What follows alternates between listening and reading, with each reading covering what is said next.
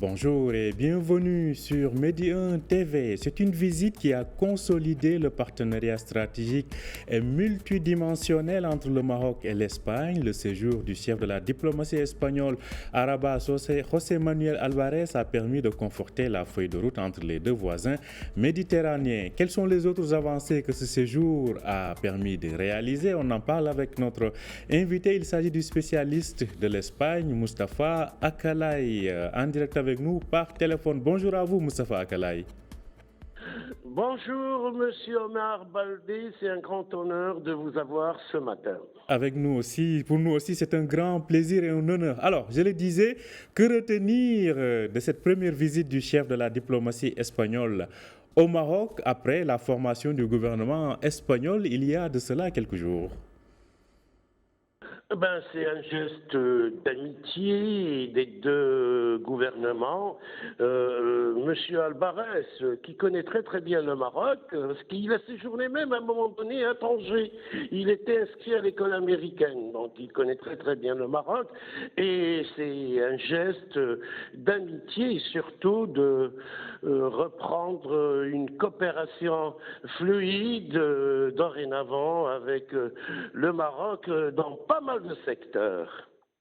Alors, donc, dans une coopération fluide dans pas mal de secteurs. Alors, justement, c'est pour cela qu'on parle de partenariat multidimensionnel, parce qu'il englobe justement presque tous les domaines. Mais il y a aussi la feuille de route qui balise désormais ce partenariat avec le Maroc. Sur ce point-là, qu'est-ce qu'il faut retenir suite à ce séjour de José Manuel Alvarez? José Manuel Alvarez, d'après ce que j'ai pu voir, d'abord il a eu pas mal de contacts, dont un qui est important. Il a eu, c'est-à-dire un dîner. Hier, il a reçu la communauté universitaire marocaine, ce qu'on appelle les hispanisants, ceux qui y enseignent l'espagnol, ils s'intéressent à l'Espagne. Donc c'est déjà un geste, ça veut dire qu'on va instaurer une relation universitaire qui est importante donc dans ce qu'on appelle aujourd'hui la diplomatie culturelle, à part les autres réunions dans pas mal de secteurs, tout ce qui est la coopération, le commerce, des relations plus fluides. Donc voilà, je crois qu'il faut s'attendre dorénavant à une relation très amical et surtout il faut attendre le prochain ambassadeur parce que l'ambassadeur actuel a fini son mandat et donc il y aura un changement. Donc on va voir le futur ambassadeur, le travail qu'il va essayer de réaliser durant son mandat. C'est donc à suivre. Alors, allons-y peut-être point par point. L'Espagne a réitéré sa position par rapport au Sahara marocain. Alors, cela dit, c'est-à-dire réitérer, c'est donc l'appui à l'initiative d'autonomie donc proposée par le Maroc. Cela dit, vous attendez-vous à des pas supplémentaires dans ce dossier du Sahara concernant la position espagnole? La position espagnole est claire en faveur de notre cause nationale. Déjà, ça a été réitéré par Pedro Sanchez. Là, hier encore, le ministre des Affaires étrangères. Donc, il va y avoir dorénavant une relation qui touche tout ce qui est le développement de la région. Et les Espagnols, surtout les partenaires économiques, qui sont intéressés pour participer dans tout ce qui va se faire dorénavant, c'est-à-dire la Coupe du Monde et ce plan de développement atlantique. Donc voilà, sur ce point, il n'y a aucune hésitation et c'est clair la position de nos frères espagnols. Alors, par rapport aux relations du Maroc avec l'Union européenne, on sait que l'Espagne préside jusqu'à 2 semaines maintenant. Il reste 2 semaines, donc l'Espagne assure la présidence tournante semestrielle de l'Union européenne. Comment l'Espagne peut continuer de jouer ce rôle de facilitateur des relations avec le Maroc au sein du bloc européen? Oui, on l'a vu même sur la question palestinienne. Le président Pedro Sanchez a eu une position différente des autres commissaires européens lorsqu'il a parlé d'un État palestinien.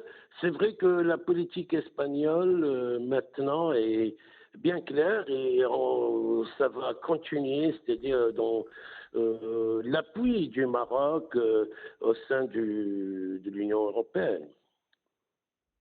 Alors, sur le plan économique, c'est un des volets de ce partenariat. Je rappelle que les deux pays ont vu leur volume d'échanges commerciaux bondir, en tout cas sensiblement. Depuis la signature de la feuille de route, on parle de plus de 40%. L'année dernière, on a eu 20 milliards d'euros, soit en plus de 200 milliards de dirhams d'échanges économiques. L'Espagne est le premier fournisseur et le premier client du Maroc.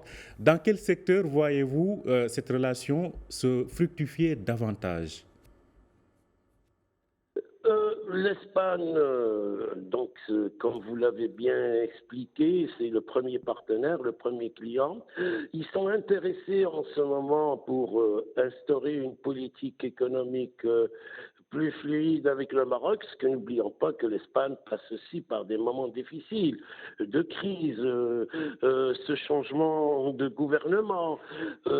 Et donc, il est temps qu'ils se mettent à travailler et surtout essayer de sortir de cette crise qui date pas d'aujourd'hui. Ça n'empêche que l'Espagne, avec Pedro Sanchez, on voit qu'il y a une croissance économique. Avec le programme de ce nouveau gouvernement, il va y avoir une politique sociale fort importante. Et oui, il appuie aux partenaires économiques. Et Dieu sait que les Espagnols sont pionniers dans certains domaines. Et pourquoi pas, il est temps, c'est-à-dire qu'on fasse une vraie coopération économique pour développer les deux rives. En tout cas, cette coopération économique peut s'exprimer davantage, hein. Je rappelle donc 200 millions, 200 milliards de dirhams, hein, d'échanges économiques, soit environ 20 milliards d'euros. Alors, on sait que le Maroc met le cap sur le renouvelable, sur le dessalement de l'eau de mer, des secteurs sur lesquels l'Espagne est bien positionnée. Donc, peut-être que cela augure de perspectives encore plus favorables. Oui, ils sont intéressés, on le voit déjà, c'est-à-dire ils vont avoir le marché de la Coupe du Monde sur le plan transport, donc il va y avoir cet AV qui est l'équivalent du TGV. On sait très très bien que les Espagnols avec leur TGV, ils ont réussi depuis qu'ils ont instauré, ils ont facilité ce transport, ils sont pionniers, ça date pas d'aujourd'hui, les Espagnols ils ont eu toujours de grands chercheurs, de grands ingénieurs dans cet AV, dans le pionnier, ça a été un monsieur basque qui a inventé ce qu'ils ont eux, comme le TGV, le Talgo. Donc il y a d'autres secteurs, à part le secteur touristique, qui sont les premiers, donc ils reçoivent plus de 80 millions de touristes par an. Ils ont tout ce qui est le secteur service, gastronomie, ils sont forts, donc ils peuvent, c'est-à-dire nous apporter pas mal de choses pour que si nous, on devient un des pays les plus forts sur ce point qui est le tourisme qui ramène des devises. L'aéronautique, les Espagnols, ils ont développé pas mal d'industries. Sur le domaine des énergies, ils sont aussi très performants. Et donc, on a besoin d'eux et on a besoin de leur savoir. Et donc, on a besoin surtout de leur appui, de leur aide économique pour qu'on développe cette région qui est la Méditerranée, qui est importante. Ce qui est important et certainement, il ne manquera pas de se faire constater à l'occasion de la Coupe du Monde 2030 organisée par le Maroc, l'Espagne et le Portugal. Justement, de cette Coupe du Monde, on ne peut ne pas en parler dans la perspective de cette co-organisation. C'est un dossier désormais qui lie les parties de façon en tout cas très durable, au moins jusqu'à son échéance. Comment cet événement-là va davantage fructifier et consolider ces relations-là? Eh ben, le football, on le sait aujourd'hui, c'est la nouvelle religion. Ça permet que le public s'identifie avec sa sélection. On voit ce qui s'est passé dans la dernière Coupe du Monde, qui était fort bien organisée par le Qatar. Et là, avec l'aide de ces trois pays, le Portugal, l'Espagne et le Maroc, je crois qu'on va réussir une des meilleures Coupes du Monde. Les Espagnols peuvent opter pour la construction des stades, parce que n'oublions pas qu'ils sont performants sur ce plan. Ils ont de grands architectes, dont l'architecte Lamela, qui a remodelé, réhabilité le stade du Real. N'oublions pas que sur le plan architectural, les Espagnols ont eu plus de 4 prix Pritzker, c'est-à-dire l'équivalent du prix Nobel en architecture. Ils ont de grandes agences architecturales. Et avec nos architectes marocains, ils peuvent former de grandes équipes. Et sur ce plan-là, ils sont très très forts sur le plan tout ce qui est construction de stades, tout ce qui est conception. Et aussi, ils ont déjà l'expérience d'avoir organisé une Coupe du Monde en 82, donc ils vont aussi nous aider sur ce plan. Et aussi le Portugal. Le Portugal aussi, c'est un pays important. Ça a été toujours dans notre histoire. N'oublions pas que le Portugal était présent déjà au XIVe siècle. Et là, ce qu'il faut, c'est surtout consolider ce qu'on appelle l'ibérisme, c'est-à-dire ce front ibérique formé par le Portugal et l'Espagne et le Maroc. Et voilà, revenir à ce qu'on appelait dans le temps, à l'époque de l'Espagne musulmane, Al-Maghrib al-Aqsa, c'est-à-dire le Maroc, le grand Maroc de l'époque. Alors, il y a aussi d'autres dossiers qui sont souvent d'ailleurs, en tout cas qui étaient objets de friction les années passées. Je parle notamment de l'immigration et on s'intéresse aussi à la délimitation des frontières maritimes, ce qui est en cours donc de discussion entre les deux parties.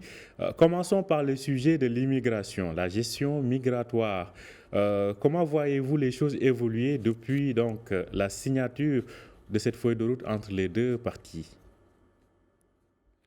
Oui, je crois que déjà il y a une intention très favorable sur ce plan. La gestion du flux migratoire va être réalisée en accord avec les deux gouvernements. Pareil, le problème maritime. Je crois que Sanchez va faire de ces 4 années une politique, que ce soit une politique sociale très progressiste en Espagne. Il veut aussi avoir un poids énorme sur le plan international. Il va développer de très très bonnes relations avec le Maroc. Il a besoin du Maroc.